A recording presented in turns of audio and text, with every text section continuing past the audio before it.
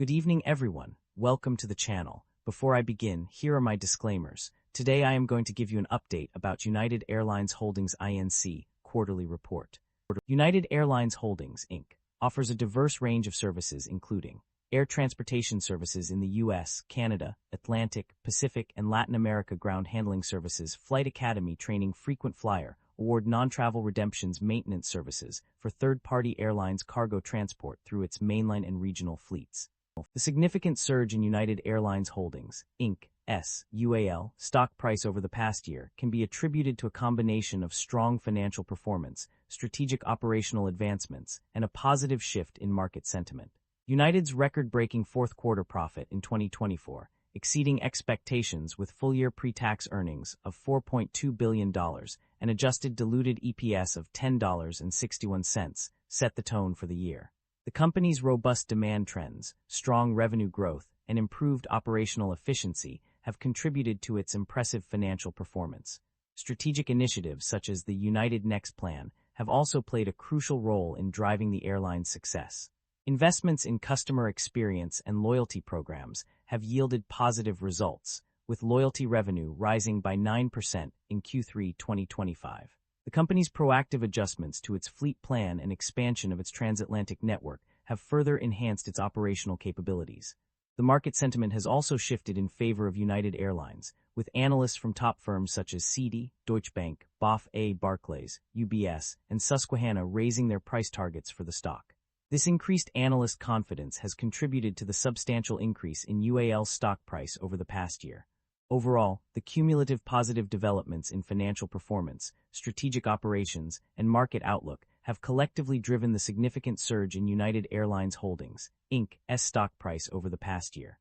Revenue growth and decline. Overview. The primary drivers of revenue growth for the company are largely attributed to an increase in passenger revenue, driven by a 7.2% rise in capacity and a 6.2% increase in passengers flown. However, this growth is partially offset by a decrease in yield of -4%. Additionally, cargo revenue experienced a modest 1% increase in revenue ton miles. On the other hand, passenger revenue decline was primarily driven by a -4.8% decrease in Latin region and a corresponding -10.1% drop in average fare per passenger. Net income and profit margins. A mixed picture. The financial performance of a company has shown mixed results. In the third quarter Q3 of 2025, net income decreased by $16 million, or 1.7%, to $949 million compared to the same period in the previous year. However, for the year-to-date YTD period, net income increased by $145 million, or 6.7%, to $2.309 billion. Profit margins also presented a mixed picture. The operating income margin decreased from 10.6% in Q3 2024 to 9.1% in Q3 2025, indicating a decline in profitability during the quarter. On the other hand, the net income margin increased slightly from 5.1% in YTD 2024 to 5.3% in YTD 2025. The reasons behind these changes are not explicitly stated, but they may be attributed to various factors such as changes in market conditions, operational efficiency, or external factors like economic downturns. The company's debt level has remained relatively stable over the past year, with total debt and long-term debt showing minimal changes. However, a closer look reveals some fluctuations.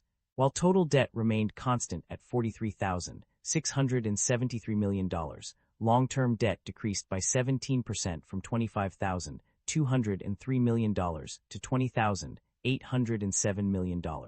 Additionally, total non-current liabilities saw a 9% decrease.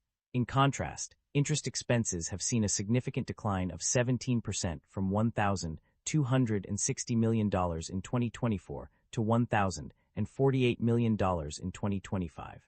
This reduction is evident across multiple metrics, including a 13% decrease in interest expense and a 16.8% drop compared to the previous year.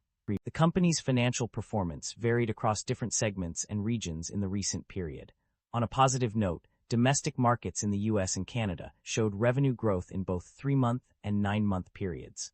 The Pacific region also performed well, with a 6.5% increase in passenger revenue and a 9.1% rise in RPMs. However, some regions struggled to keep pace. Latin America experienced a decline in revenue over the 3-month period, accompanied by negative passenger revenue growth and a decrease in average fares per passenger. The Atlantic region also underperformed, with only a 2.2% increase in passenger revenue and the lowest passengers increase among all regions at 3.9%. Management is optimistic about the company's future prospects, citing key strategies such as expanding market opportunities through the United Next plan and focusing on growth in scale. They also emphasize a disciplined approach to capital allocation, expecting to meet long-term liquidity needs through access to capital markets and projected cash from operations. While acknowledging potential costs related to aircraft orders and integration, management is confident in their strategic operating plan and fleet/network strategy. The company's financial summary reveals that it has taken a conservative approach to shareholder returns.